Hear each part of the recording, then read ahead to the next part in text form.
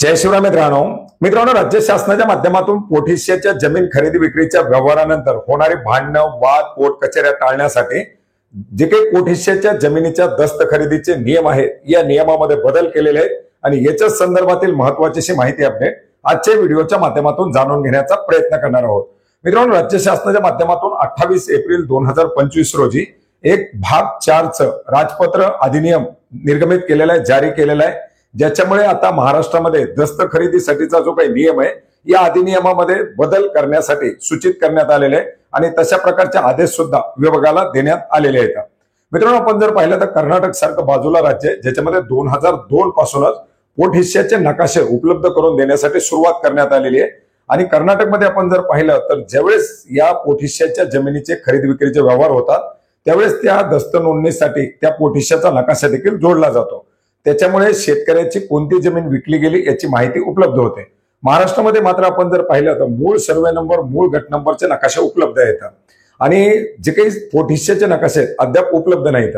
आता याच्यामध्ये एखाद्या मेन गटामधून जर पोटहिस्स्याची खरेदी जर विक्री होत असेल तर त्या ठिकाणी मूळ मालक आपली जमीन दाखवतो, परंतु त्या जमिनीचा जो काही ओळख आहे ही ओळख मात्र कागदोपत्री कुठेही राहत नाही आणि पर्यायीने आपण जर पाहिलं तर अशा जमिनीच्या खरेदी विक्रीचे व्यवहार झाल्यानंतर मोठ्या प्रमाणात वाद होतात, भांडणं होतात, याच्यानंतर कोर्ट कचेरी खून वगैरे मोठ्या प्रकारात या ठिकाणी ते शेतकरी आपापसात भेटतात आणि अशा प्रकारची परिस्थिती निर्माण होऊ नये म्हणून राज्य शासनाच्या माध्यमातून पोटहिस्स्याच्या खरेदी विक्रीची दस्त नोंदणी होत असताना पोटहिस्स्याचा नकाशा जोडण्याची सक्ती करण्याचे निर्देश देण्यात आलेले आहेत। मित्रांनो एकंदरीत आपण जर पाहिलं तर निकाल हा जो निर्णय आहे हा निर्णय अतिशय चांगला आहे, परंतु सध्या मनुष्यबळाची उपलब्ध नसलेले पोटहिस्स्याचे नकाशे या सर्वांमुळे शेतकऱ्यांना मात्र आता या खरेदी विक्रीचे व्यवहार करत असताना दस्त नोंदणी करत असताना मोठ्या समस्यांना सामोरं जावं लागणार आहे।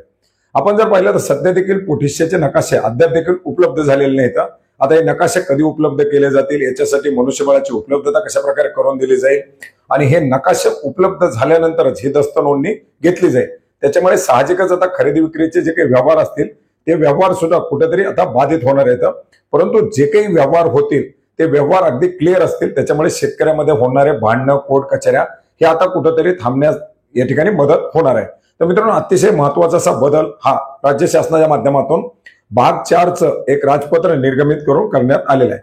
28 एप्रिल 2025 हे राजपत्र हा अधिनियम आपण egazette.maharashtra.gov.in या संकेतस्थळावरती पाहू शकता। याची लिंक आपल्याला या व्हिडिओच्या डिस्क्रिप्शन बॉक्समध्ये सुद्धा देण्यात आलेली आहे। या लिंक वरती जाऊन आपण 28 एप्रिलचं असाधारण गॅजेट भाग 4 असाधारण गॅजेट सर्च करू शकता। त्या ठिकाणी पहिलंच राजपत्र आपल्याला या ठिकाणी दिसेल जे आपण त्या ठिकाणी पाहू शकता। त्याची प्रिंट काढायची असेल तर प्रिंट काढू शकता। मित्रांनो अतिशय महत्वाचा असा हा पोटहिस्स्याच्या जमीन खरेदीच्या दस्त नोंदणीच्या संदर्भातील एक निर्णय होता ज्याची माहिती आपणास नक्की उपयोग पडेल अशी आशा करतो। भेटूयात नवीन माहितीसह नवीन अपडेट्ससह। धन्यवाद।